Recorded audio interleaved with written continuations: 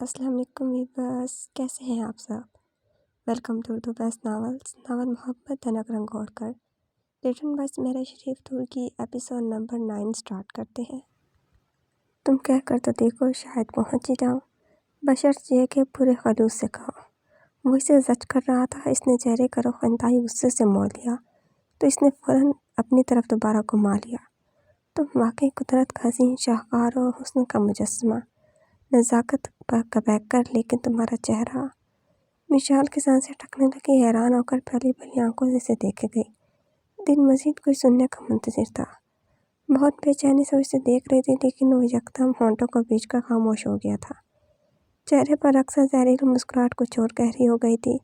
اس کا ہاتھ تھامے وہ دیکھ رہا تھا سیدھا اس کی آنکھوں میں۔ وہ مزید بے چین ہو گئی۔ وہ ہمیشہ ایسے الفاظ استعمال کرتا تھا، ہمیشہ یہی انداز اپناتا تھا، لیکن آج وہ اس کی آنکھوں کی بہت سی چمک برداشت نہیں کر سکی تھی۔ اس کی آنکھوں میں ہمیشہ آنکھیں گاڑ کر بات کی تھی، مگر آج کچھ خاص تھا ان آنکھوں میں۔ وہ چہرے کا رخ ایک دم بدل کر دوسری طرف دیکھنے لگی۔ دست و نگار کی پرتپش شدت اور چاہ یہ طرف کچھ خاص تھی آج، لیکن کیا تھی وہ سمجھ نہیں سکی تھی۔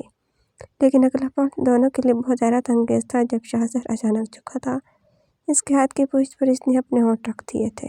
یہ جسارت بھی کچھ خاص معنی لیے ہوئے تھی، کچھ نئی اور الگ سی۔ وہ ساکت آنکھوں سمیت اسے دیکھنے لگی، جس کی طرف دیکھنے کی بجائے اس کے ہاتھ کی پشت کو گھور رہا تھا۔ نہ جانے کیا تلاش کر رہا تھا۔ شاہو! اس کے لب ہلکی سے پکار کے ساتھ نیواں ہوئے اور پھر ایک دوسرے میں مدغم ہو گئے۔ شاہزر نے اس پکار پر اس کے ہاتھ کی بجائے اس کے چہرے کو دیکھا تھا، پھر مسکرا دیا۔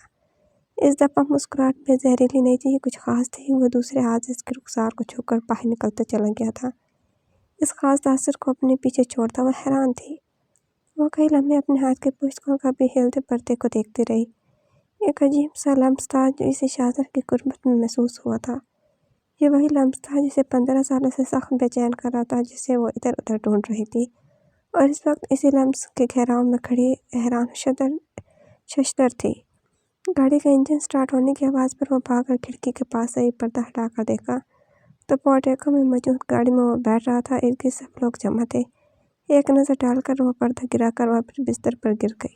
مسٹر شاہزر جہاں صاحب، میرے ایک فی امان اللہ کہنے سے تم بچ تو نہیں جاؤ گے؟ میں بے وقوف نہیں ہوں۔ ابھی میرے بہت سے حساب ہیں جو تمہاری جانب نکلتے ہیں۔ زبردستی فی امان اللہ کہلوا کر تم بری الزامہ تو نہیں ہو جاؤ گے؟ کمرے کی چھت کو گھورتے ہوئے اسے مخاطب تھی، پھر ارد گرد کا جائزہ لیتے اس کی نظر سائڈ ٹیبل پر پڑی تو شاہزر کا موبائل نظر آیا۔ وہ شاید یہیں بھول گیا تھا، ساتھ میں والٹ بھی تھا۔ آگے بڑھ کر اس نے تھام لیا۔ والٹ میں اچھی خاصی رقم کے علاوہ چند وزٹنگ کارڈ بھی تھے۔ ایک فون بک تھی جس پر کافی سارے نمبرز درج تھے۔ والٹ واپس رکھ کر اس نے موبائل تھام لیا، ساتھ میں کارڈ بھی تھا۔ اچانک اس کے ذہن میں جولف کا خیال آ گیا۔ پاکستان آنے کے بعد وہ اسے صرف 3 دفعہ کال کر پائی تھی۔ بعد میں وہ شادی کے سلسلے میں اجڑ کر اسے کال کرنا بھول گئی تھی۔ اس وقت یہ موبائل بہت غنیمت لگا۔ جولف کا خیال آتے ہی وہ اس کے نمبرز پش کرنے لگی۔ تقریباً 15 منٹ تک اس سے بات ہوئی تھی۔ اس نے جولف کو یہاں پاکستان میں پیش آنے والی ساری صورتحال سے آگاہ کر دیا تھا۔ وہ سب سن کر بہت دکھی ہوا اور پریشان بھی، پھر اسے تسلیاں دیتا رہا۔ جولف سے بات کرنے کے بعد وہ ایک دم ہلکی پھلکی ہو گئی تھی۔ اسے اس کی طرف سے فکر مندی تھی۔ یہ جان کر خوشی ہوئی کہ وہ ابھی تک باقاعدگی اسلامی تبلیغ سینٹر جا رہا تھا۔ وہ اس کی طرف سے بالکل پرسکون ہو کر بستر پر لیٹ گئی۔ پچھلے 8-10 دنوں سے وہ شاہزر کی وجہ سے ٹھیک سے سو نہیں پا رہی تھی، سوائے ایک رات کے۔ عجیب الجھی سی تھکن سے بھرپور اور ڈراؤنی نیند ہوتی تھی۔ اس وقت اس کے سر پر شاہزر جیسا حادثے مسلط تھا اور نہ ہی کوئی بھیانک سوچ۔ سو لیٹتے ہی دوبارہ نیند اس پر غلبہ پا لیا۔ اس نے سائڈ کی پاکٹ بھی چیک کی تو اس کو بھی خالی پا کر اسے یقین ہو گیا کہ وہ والٹ اور اپنا موبائل کمرے میں ہی بھول آیا ہے۔ موبائل کے بغیر تو اس کا گزارا ہو جاتا، لیکن والٹ کے بغیر مشکل تھا۔ اس نے استعمال کی ساری رقم والٹ میں رکھ دی تھی۔ کچھ سوچتے ہوئے اس نے پیچھے بیٹھی اماں کو دیکھا۔ وہ آنکھیں بند کیے ہوئے تھی۔ اس نے بیک ٹرن کر کے گاڑی واپس موڑ لی۔ اس نے تیزی سے حویلی تک کا فاصلہ طے کیا تھا۔ حویلی کے اندر مین گیٹ پر پہنچتے ہی اس نے گاڑی وہیں رکھ کھڑی کی اور اماں کو آنے کا کہہ کر اندر چلا آیا۔ صحن اور خریدار میں کچھ موجود نہ تھا۔ وہ تیزی سے اپنے کمرے میں داخل ہو گیا۔ مشال دوبارہ سو چکی تھی۔ اس نے کمرے میں آ کر ارد گرد دیکھا تو جلدی بیٹھ کے سائڈ ٹیبل پر موجود والٹ اور موبائل پڑا مل گیا۔ اس نے فوراً آگے بڑھ کر اٹھا لیا، پھر وہاں سے پلٹتے بلا ارادہ اس کی نظر سوئی ہوئی مشال کے سراپے پر پڑی تھی۔ وہ بالکل نیند کی وادیوں میں غرق تھی، چاہتے ہوئے بھی وہ اس کے وجود سے اپنی نظریں نہیں ہٹا پایا تھا۔ وہ خود بخود کسی احساس کے سرے سے اس کے سرانے بیٹھ گیا۔ مشال کے چہرے پر آج بھی وہی تاثر تھا، بیریہ روشن چمکتا ہوا۔ اس نے ہاتھ بڑھا کر انگلیوں کی پوروں سے اس کے چہرے کی نرماہٹ کو محسوس کیا۔ چھن چھن کر آتے بہت سے سرکش خیالات ایک دوسرے کے پیچھے بھاگتے چلے آئے تھے۔ وہ بچپن سے اس کے نام سے منسوب تھی۔ بڑوں نے یہ کبھی بچوں سے چھپانے کی کوشش بھی نہیں کی تھی، ہر کوئی جانتا تھا۔ مشال کو علم ہے یا نہیں وہ بے خبر تھا، لیکن وہ اپنے اور اس کے رشتے سے آگاہ تھا۔ مشال عمر میں سے 4-5 سال چھوٹی تھی۔ ایک گھر میں رہتے ہوئے کزنس ہونے کے ناطے ایک دوسرے سے اچھی خاصی لگاؤ بھی پیدا ہو گیا تھا۔ کچھ وہ شروع سے کافی سنجیدہ اور حساس تھا، اسی لیے اس رشتے کی بدولت اسے ہمیشہ ہی آسودگی ملتی تھی۔ کسی اور طرف دھیان جانے کا سوال ہی پیدا نہیں ہوتا تھا۔ سوئی ہوئی عورت ایک کھلی کتاب کی طرح ہوتی ہے۔ اس وقت اسے مشال بھی کچھ ایسی ہی کھلی کتاب لگ رہی تھی جسے وہ بآسانی پڑھ سکتا تھا۔ وہ مسلسل اس کے چہرے کو بغور دیکھ رہا تھا۔ حویلی سے نکلنے سے پہلے بھی وہ اس کے چہرے کے اس تاثر میں کھو گیا تھا، لیکن کسی نازک لمحے کی گرفت میں آئے بغیر وہ خود کو چھڑا لے گیا تھا۔ لیکن اب اسے اپنا یہاں سے بچ نکلنا مشکل لگ رہا تھا۔ اسے واپس بھی جانا تھا مگر خود میں اتنی ہمت نہیں پا رہا تھا کہ اٹھ کر باہر جاتا۔ مشال نے کروٹ بدلی تو اس کا زہر بھی ٹوٹا۔ اس کا دل چاہا کہ اس کے سوئے ہوئے وجود کو جھنجھوڑ کر اٹھا دے، اسے کہے کہ وہ پھر سے پہلے جیسی ہو جائے، یا پھر جب وہ سر سے لے کر پاؤں تک بدل گئی تھی تو پھر اپنے چہرے کو بھی بدل لیتی، اسے کیوں وہی رہنے دیا تھا؟ کیوں اس کا چہرہ ظاہر کرتا تھا کہ وہ ابھی بھی معصوم ہے؟ کیوں اسے سوچنے پر اکساتا ہے کہ اس کے اندر اب بھی اس کے بچپن کی مشال چھپی بیٹھی ہے جسے شہزاد سے محبت تھی، جو یہاں سے جانے پر ہی بے تحاشا روئی تھی، لیکن وہ کہہ نہ پایا۔ اس کے لبوں سے کچھ بھی تو نہیں نکلا تھا۔ وہ خاموشی سے اٹھ کھڑا ہوا، جاتے جاتے بھی اس نے ہاتھ لگا کر اس کے چہرے کو ضرور چھوا تھا۔ اسے لگا جیسے اس کے ہاتھ کی پورے نرم گرم میٹھی سفید سی روشنی سے نہا گئی ہو۔ اس نے مٹھی بند کر لی۔ وہ اس لمس کو کچھ دیر محسوس کرنا چاہتا تھا۔ دروازے پر رک کر اس نے ایک دفعہ پھر روشنی میں نہایا ہوا وہ روشن و دلکش خوبصورت چہرہ دیکھا تھا، پھر فوراً لمبے لمبے ٹک پر واپس گاڑی میں آ بیٹھا۔ جس طرح کسی کو اس کے آنے کا علم نہیں ہوا تھا، اسی طرح کسی نے اس کے جانے پر بھی توجہ نہیں دی تھی۔ اماں پچھلی سیٹ پر لیٹی اونگ رہی تھی۔ اس نے دوبارہ گاڑی سٹارٹ کر لی۔ کافی دور آنے کے بعد اس نے گاڑی کی رفتار تیز کر لی۔ مشال کا خیال بار بار اس کے ذہن میں آ رہا تھا۔ عجیب و غریب خیالات کے امواج کا اس کا دل بن رہا تھا۔ احساسات بھی بڑے عجیب ہو رہے تھے۔ وہ ڈبل مائنڈڈ ہوتا جا رہا تھا۔ اس نے سر جھٹکا، دل میں تکرار کرتے خیالات کو باہر دھکیلنا چاہا، مگر ہر کوشش ناکام ہوتی جا رہی تھی۔ جذبات کا شوریدہ شریک کے آگے بند باندھنا ناممکن ہو گیا۔ وہ جس عورت کو دیکھ کر آیا تھا، اسے سوچنے محسوس کرنے کے اس کے پاس سارے اختیارات تھے، مگر وہ سوچنا نہیں چاہتا تھا، کچھ بھی تو نہیں۔ اسے محسوس ہو رہا تھا کہ اگر وہ کسی نازک لمحے کی زد میں آ گیا تو وہ بدل جائے گا۔ اگر اس نے خود کو بدل لیا تو مشال کے سامنے جھک جائے گا، اور وہ مشال کے سامنے جھکنا نہیں چاہتا تھا، جس کا بے پرواہ زہر اسے چاروں شانے چت کرنے کی کوشش کر رہا تھا۔ کیا ہو گیا ہے مجھے؟ کیوں کیا تھا میں وہاں؟ اسے اپنے آپ سے لڑتے لڑتے خود پر غصہ آنے لگا، اپنے وہاں جانے پر افسوس ہونے لگا۔ اس نے گاڑی میں ٹیپ ریکارڈر آن کر دیا۔ ساری گاڑی میں گائے کی آواز گونجنے لگی تھی، اس ڈوبتی ابھرتی پرجوش خوبصورت خوشگلو آواز کا جلوہ اس کے دل میں ابھرتا، پیدا ہوتا اور ڈوبتا ہر احساس مان پڑنے لگا، حتیٰ کہ اس کی نگاہوں کے سامنے وہ چاندنی سے پوری روشنی سے مزین، موتیوں کی طرح چمکتا دمکا، صاف شفاف سورج کی کرنوں کی طرح کان سے بنا وہ چہرہ بھی محو ہونے لگا تھا۔ آواز کے ارتعاش نے اس کے دل و دماغ کی ہر سوچ بھی بدل ڈالی تھی۔ وہ جلد نارمل ہو چکا تھا۔ شہزاد کے چلے جانے کے بعد اس کے روٹین میں بھی فرق پڑا تھا اور مزاج میں بھی۔ البتہ وہ حویلی میں عبیشہ کے علاوہ کسی اور سے مخاطب نہیں ہوتی تھی۔ سب نے بہت کوشش کی تھی کہ اسے اپنی طرف متوجہ کر لیں، خاص طور پر ماما پاپا نے، مگر وہ پلٹ کر دیکھنے کی بھی روادار نہیں تھی۔ ساری رات پرسکون سونے کے بعد صبح جلدی اٹھ جاتی، حویلی کے احاطے میں ایکسرسائز کرتی، کبھی کبھار باہر کھیتوں کی جانب نکل جاتی، کچن میں جا کر سب کی موجودگی کے باوجود اپنا ناشتہ تیار کرتے ہوئے کمرے میں آ کر کھا لیتی تھی۔ باقی سارا دن وہ عبیشہ کے ساتھ باتیں کرتے اور کتابیں پڑھنے کے ساتھ ساتھ ٹی وی دیکھنے میں گزار دیتی۔ اس کے لباس میں صرف اتنا پڑا تھا کہ وہ جو شہزاد کی موجودگی میں شلوار قمیض اور دوپٹہ اوڑھنے لگی تھی، اس کی غیر موجودگی میں وہی شرٹس، جینس اور ٹراؤزر کا استعمال کرنے لگی تھی۔ کبھی کبھی عبیشہ کے ساتھ شام کے وقت ہوا خوری کے لیے باہر بھی چلی جاتی تھی۔ شہزاد کا کتنی دفعہ فون آ چکا تھا، وہ قصداً باہر نظر انداز کر جاتی تھی۔ سب نے اس سے بات کرنے کو کہا تھا، لیکن اس نے بات کرنے سے بھی صاف انکار کر دیا۔ آج کل وہ سارا دن سب کے رویے سے تنگ آ کر کمرے میں ہی دروازہ لاک کر کے رہنے لگی تھی۔ सभी इसके रवैये से अच्छे खासे तंग आ चुके थे। इस वक्त भी सुबह से शाम हो चली थी, सिवाय सुबह वो एक्सरसाइज करने के बाद कमरे से बाहर नहीं निकली थी। अभी से दोपहर का खाना इसके कमरे में देख रही थी। कमरे में बैठी पोइट्री की एक हाथ किताब में लिए मगन थी। जब मामा कमरे में दाखिल हुई, बिस्तर पर लेटे लेटे एक नज़र उठाकर पोइट्री को देखा और फिर मसरूफ़ हो गई। मिशाल। इसके बाद बिस्तर पर बैठकर उन्हें पुकारा। वो सुनकर यकसर अनजान बन गई। बदस्तूर अपना काम जारी रखा। मिशाल, मैं तुमसे मुखातिब हूँ। उन्होंने इसका कंधा झंझोड़ा। क्या मुसीबत है आपको? मुखातिब है तो मैं क्या करूँ? कितनी दफ़ा कहा है कि मैं आप लोगों को नहीं जानती, मैं आप लोगों की कुछ नहीं लगती, मेरा आपसे कोई ताल्लुक़ नहीं। हैरत है फिर भी आप चली आई। हर वक्त तंग करने ज़िंदगी अज़ाब कर दिया आपने तो। वो अभी तक बदतर थी, गुस्से से फट पड़ी। मामा सुनकर रोने लगी। कितनी कठोर संगदिल हो गई तुम मिशाल। मैं माँ हूँ तुम्हारी, तुम्हें जन्म दिया है मैंने, अब यूँ तो ना करो। अच्छा, वेरी स्ट्रेंज, नई खबर है मेरे लिए। मुझे भी किसी ने जन्म दिया है, मगर मुझे तो वो कमीना इंसान कह रहा था कि मैं आसमान से टपक गई थी या भी ज़मीन से उग आई थी।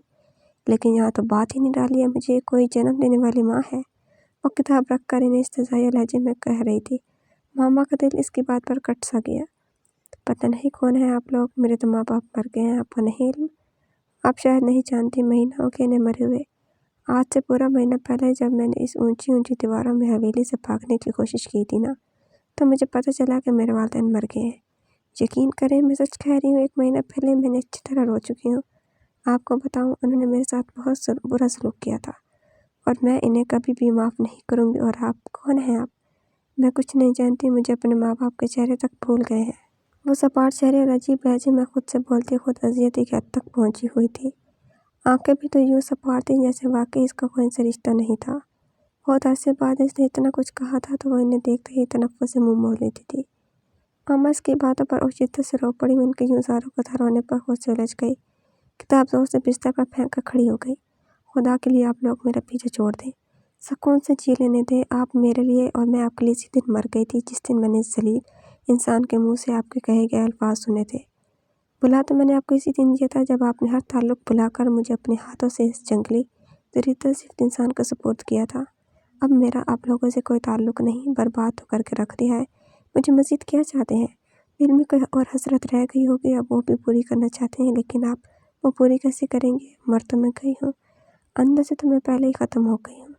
क्या फ़र्क पड़ता है मिशाल, अगर खाती है, चलती है, फिरती है, सोती है, कोई फ़र्क नहीं पड़ता। मिसेस शाह कमाल, यहाँ बेटी यूं ही दरगोर होती है। जिस्म के कातिल को तो फांसी मिल जाती है, रूह के कातिल को कोई कुछ नहीं कहता।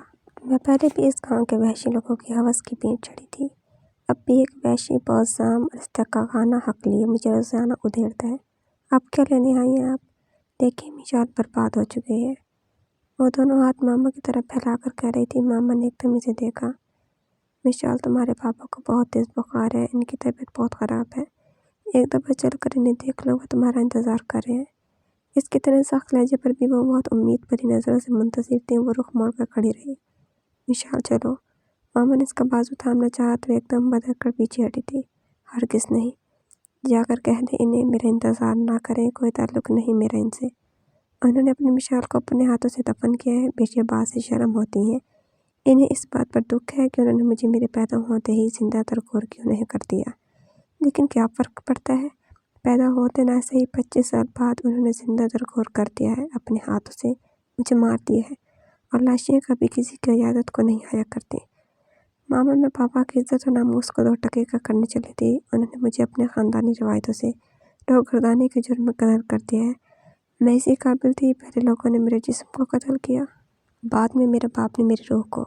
रही सही कसर इनका नाम निहात दामाद पूरी कर रहा है। मेरी सज़ा तो गोली थी, लेकिन वो इतनी आसानी से मुझे मरने कब देना चाहते थे। उन्होंने मुझे कत्ल करने के लिए सज़ा के तौर पर शाहज़र को मुंतखब किया। पहली दफ़ा इसके मुंह से शाहज़र का नाम निकला था, नहीं तो इसके अलकाबात पर जज्बस थी। काश वो मुझे हवेली की दहलीज पार करने के जुर्म में गोली से उड़ा देते, मेरे जिस्म से जान निकाल लेते, तो इस वक्त ना मैं रोज़ जीती और ना रोज़ मरती। इन्हें जाकर इस गांव और इस हवेली के मुंतखब किए गए कानून बहुत सख्त होते हैं। एक कानून पर अमल करके उन्होंने फैसला किया और मुझे हमेशा हमेशा के लिए ज़िंदा ज़मीन में दफन कर दिया। ना मरने के लिए, ना जीने के लिए। और दूसरा फैसला मिशाल करती है, जो इन्हीं की बेटी है। इसके रगों में इसी ख़ानदान का खून दौड़ता है। मैं इनके पास नहीं आऊँगी, मर गई मैं इनके लिए। मामा इसे यूँ बिखरे बिखरे लबों लहजे और अंदाज में कहते देख कर आगे बढ़ी। تو اس نے اتنے ہی قدم پیچھے ہٹا لیے۔ نہیں جائے ماما، شاہ کمال کی بیٹی جس بیٹی کا نام مشال تھا وہ مر گئی۔ وہ زندہ نہیں ہے، میں نے خود اپنے ہاتھوں سے اسے شاہزادہ کرنے کے لیے نکاح نامے پر دستخط کرنے سے پہلے دفنا دیا تھا۔ اس وقت جو زندہ ہے وہ مسز شہزاد جہاں زیب ہے۔ مان لیں جو مر جاتے ہیں وہ کبھی زندہ نہیں ہوتے، اور یہی بات جا کر شاہ کمال صاحب کو بھی سمجھا دیں۔ اس نے واقعی اپنا دل پتھر کر لیا تھا۔ ماما کافی دیر تک اسے دیکھتے رہی، پھر جس طرح خاموشی سے آئی تھی اسی طرح خاموشی سے نامراد چلی گئیں۔ جاتے وقت ان کی آنکھوں میں آنسو بہہ رہے تھے۔ وہ دوبارہ بستر پر بیٹھ کر کتنی دیر گمسم انداز میں ٹانگیں لٹکائے بیٹھی رہی، بے حس و حرکت، گمسم چپ چاپ، پتھر کی آنکھیں لبالب نمکین پاریوں سے بھرتی چلی گئی۔ ماما دیکھیں کیا کر دیا آپ نے، مجھے تباہ کرنے میں کوئی کسر نہیں چھوڑی۔ میں تو سمجھی تھی ماں تو بس ماں ہوتی ہے، پھر آپ کیسی ماں تھی، خود اپنی بیٹی کی خوشیوں کو نکل لیا۔ ماما میں ہار گئی اس شخص کے سامنے، صرف اور صرف آپ کی اور پاپا کی وجہ سے۔ میں نے جو اتنے دن اس کا وحشیانہ ظلم سہا ہے، کاش آپ کو اپنا زخم وجود دکھا سکتے۔ کاش ماما آپ دیکھتی شرافت کے لبادے میں لپٹ کر یہ شیطان اندر سے کس قدر گھٹیا اور وحشی ہے۔ آپ کو حقیقت کا پتہ چل جاتا تو یوں روتے ہوئے نہ جاتی ہیں۔ آپ نے تو ماما مجھ سے میری ذات کا اعتماد تک چھین لیا ہے۔ تنکوں سے زیادہ ہلکی ہو گئی ہوں میں، نہیں تو یہی شخص تھا جس سے بات کیا میں دیکھنا بھی گوارا نہیں کرتی تھی، اور اب آنکھیں بند کرتی ہوں تو سوائے اس کے سلوک کے کچھ اور سوچتے نہیں۔ آنکھیں بند کر کے وہ رونے لگی۔ ماما کو یوں بھی کرتا اپنی بیٹیوں کے ساتھ میں بری نہیں تھی، آپ نے مجھے سمجھا نہیں۔ میری ذات آپ لوگوں سے علیحدہ تو نہیں تھی، پھر کیوں مجھے گلے سے ریاضوں کی مانند کاٹ کر پھینک دیا؟ میں بدتمیز نہیں تھی، آپ سب نے مل کر دیا۔ آپ نے کیوں کیا یہ سب کچھ، کیوں کیا ماما؟ میں تو آپ کی اپنی سگی بیٹی تھی، یوں رسوا تو نہ کرتی۔ کتنی دیر تک اسے سکتی روتی رہی، جب دل کا غبار ذرا ہلکا ہوا تو دوبارہ کتاب کھول لی۔ اگلے چند دنوں میں پاپا کا بخار مزید تیز ہو گیا تھا، اسے ابیشہ سے ساری خبریں مل جاتی تھی۔ اب تو اس نے صبح بھی کمرے سے نکلنا چھوڑ دیا تھا، اسے اب حویلی کے ہر مکین سے نفرت سی محسوس ہو گئی تھی۔ وہ تہمینہ اور زرینہ کے گھر گئی تھی، دونوں بہنیں مائکے آئی تو اس سے حویلی ملنے آئی تھیں، مگر جب وہ ان کے گھر گئی تو سب نے اسے منع کیا تھا۔ برا منع تھا لیکن وہ سرکشی پر آمادہ تھی۔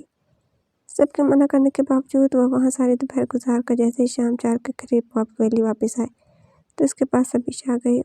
پلیز مشال آپ بھی میرے ساتھ چلیں، پاپا کی طبیعت بہت خراب ہے، انہیں بہت تیز بخار ہے، ان پر غنودگی طاری ہو گئی ہے، وہ بار بار آپ کو بلا رہے ہیں، صرف ایک دفعہ چلیں، بے شک 1-2 منٹ رک کر واپس آ جائیں، صرف ایک دفعہ۔ وہ منت کر رہی تھی۔ ابیشہ کے مقابلے میں خود کو ہمیشہ کافی بے بس محسوس کرتی تھی، اب بھی ہارنے لگی۔ سس بات میں گردن ہلا دی اور چپ چاپ اس کے ہمراہ چل دی۔ جب ان کے کمرے میں پہنچی گرد ماما، چچی زینب، بڑی امی، بھابھی سبھی موجود تھی۔ ماما اسے دیکھ کر پاپا کو جگانے لگی جو آنکھیں بند کیے ہوئے تھے۔ کمال دیکھیں مشال آئی ہے۔ ماما کے پکار پر انہوں نے فوراً آنکھیں کھول کر دیکھا جو ان کے بستر سے تھوڑا فاصلے پر کھڑی تھی۔ کیسی طبیعت ہے باپ کی؟ وہ نپے تلے انداز میں کھڑے کھڑے پوچھنے لگی۔ پاپا کے دل میں ایک ہوک سی اٹھی تھی، کتنے صدیوں کے فاصلے درمیان میں در آئے تھے۔ ٹھیک ہوں اب، وہ بہت نحیف انداز میں بولے تھے، جبکہ ابیشہ ان کے سرانے بیٹھ کر ان کا سر دبانے لگی۔ وہ یوں ہی کھڑی رہی، آ تو گئی تھی، اب سمجھ نہیں آ رہی تھی کہ کیا کرے۔ میشی کھڑی کیوں؟ بیٹھو۔ شگفتہ بھابھی نے اپنی جگہ سے اٹھ کر اسے کرسی فراہم کی تو وہ نفی میں گردن ہلا کر بدستور کھڑی رہی، پھر ماما سے پاپا کی طبیعت کے بارے میں پوچھنے لگی۔ وہ اسے ان کی طبیعت کے بابت تفصیل سے بتانے لگی۔ مزید چند منٹ رک کر وہ وہاں سے آ گئی تھی۔ اگلے 2 دنوں میں ان کی طبیعت مزید بگڑ گئی تو حضرت بھیا انہیں گاؤں سے باہر قریبی اسپتال میں لے گئے۔ وہ خود تو اسپتال نہیں گئی تھی، مگر ابیشہ سے ان کی طبیعت کے متعلق دریافت کرتی رہی۔ وہاں وہ 3 دن ایڈمٹ رہی، دوائی اچھی تھی، پراپر ٹریٹمنٹ مل رہا تھا۔ چند دنوں میں ہی انہیں کافی افاقہ ہوا تھا۔ گھر واپس آئے تو ان کی حیات کو جاتی رہی۔ ان سے وہ بھی نہیں بولتی تھی، بس کھڑے کھڑے طبیعت پوچھ لیتی تھی، اور ان کے لیے یہی بہت تھا کہ وہ کسی بات پر آمادہ تو ہوئی۔ صبح وہ اپنے مقررہ وقت پر اٹھی تھی، رات وہ شاہزر والے کمرے میں سونے کی بجائے ابیشہ کے ساتھ باتیں کرتے کرتے اسی کے کمرے میں ہی سو گئی تھی۔ اب اٹھنے کے بعد منہ ہاتھ دھو کر پہلے کچن میں جا کر اپنے لیے جوس بنایا۔ رات کو کھانا کھائے بغیر ہی سو گئی تھی۔ اس وقت بھوک لگی ہوئی تھی، جوس جگ میں بھر کر گلاس لے کر وہ حویلی کے دائیں احاطے میں چلی آئی۔ جگ اور گلاس ٹیبل پر رکھ کر ایکسرسائز میں مشغول ہو گئی تھی۔ کچھ دیر بعد تھک کر لان کے گوشے میں بیٹھ گئی، گھٹنوں میں سر دیے بغیر کچھ سوچے وہ کافی دیر تک ٹھنڈی گھاس پر بیٹھی رہی۔ کچھ وقت سرکنے کے بعد اچانک اسے احساس ہوا کہ یہاں اس کے علاوہ کوئی اور بھی موجود ہے، کوئی ملازمہ ہوگی۔ آنکھیں بند کیے لمبے لمبے سانس لیتی اس نے اپنا خیال کی تردید کی۔ اب بس بھی کرو، کسی نے اس کا کندھا چھو کر کہا۔ یہ آواز کہہ کر مخاطب کرنے کا مخصوص انداز صرف شاہزر کا ہی تھا۔ خیالاتی وجہ ٹانکیں کھول کر دیکھنے لگی، وہ واقعی شاہزر تھا۔ اس کے برابر گھاس پر ٹانگیں پھیلائے بیٹھا ہوا تھا۔ اس کے قریب کھاد پر وہی جگ اور وہ ہاتھ میں وہی گلاس پکڑا تھا جو وہ لے آئی تھی، اور وہ کھونٹ ایپل جوس پی رہا تھا۔ حویلی میں اس کی موجودگی پر اسے جھٹکا لگا۔ صبح بخیر، مشال کے حیران کن آنکھوں میں دیکھ کر وہ دلکشی سے مسکرایا اور نہ سمجھی میں سر ہلا کر اٹھ گئی۔ ٹیبل کے قریب آ کر کرسی پر دھرا ٹاول اٹھا کر اپنا چہرہ صاف کرنے لگی۔ لو یہ پیو اور جان بناؤ۔ وہ گلاس بھر کر پیچھے ہی چلا گیا۔ وہ بغیر کچھ کہے خاموشی سے گلاس تھام کر پینے لگی۔ ساتھ میں کی نقل سے اسے دیکھ کر جو کرسی پر بیٹھ رہا تھا، ہلکی بادامی کلر کی ٹی شرٹ پہنے اور ٹراؤزر میں وہ کافی سلجھا تاثر دے رہا تھا۔ شرٹ کی آستینیں کہنی تک فولڈ کی ہوئی تھیں، گریبان کے بٹن کھلے ہوئے تھے۔ سلوٹوں والی شرٹ اور بکھرے بالوں کو ہاتھ کی انگلی سے سلجھا رہا تھا۔ آنکھوں کے ڈوروں سے نیند کا خمار جھلک رہا تھا۔ کرسی پر براجمان ہو کر اس نے اپنی تمام تر توجہ مشال کو دیکھنے میں لگا دی تھی۔ اس کی بے باک نظریں خود پر محسوس کر کے وہ بے چین ہونے لگی۔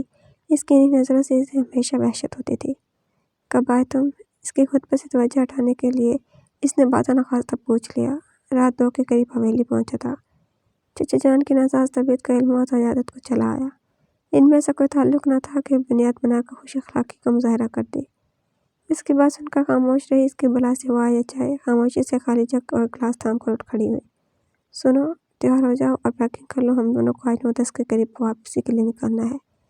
اسے جاتے دیکھ کر وہ بھی ساتھ ہو لیا۔ ساتھ چلتے وہ بتا رہا تھا، وہ سن کر ایک دم رک گئی۔ شاہزر کے چہرے کی طرف دیکھا، وہاں سنجیدگی رقم تھی۔ کیا مطلب ہے تمہارا؟ شاہزر کی ہم دونوں والی بات اسے ہضم نہیں ہو رہی تھی۔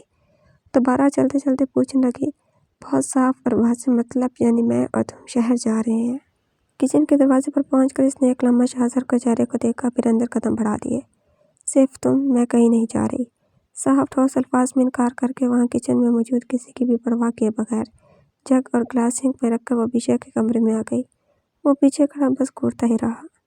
یہ خود کو سمجھتا کیا ہے؟ سکون سے جینے بھی نہیں دیتا، مرنے بھی۔ میں اس کے ساتھ کبھی بھی نہیں جاؤں گی۔ بتا دینا اس حاکم کو۔ کمرے میں آ کر اپنا سارا غصہ بیشا پر نکالا۔ وہ ساری صورتحال سے یکسر لاعلم تھی۔ حیران ہو کر مشال کے سرخ چہرے کو دیکھا۔ کسے بتا دوں؟ وہ مشال سے پوچھنے لگی۔ شاہزر کو، اور کون ہے؟ کتنے آرام سے کمینہ کہہ رہا تھا کہ دونوں کو 9:10 کے قریب واپسی کے لیے نکلنا ہے۔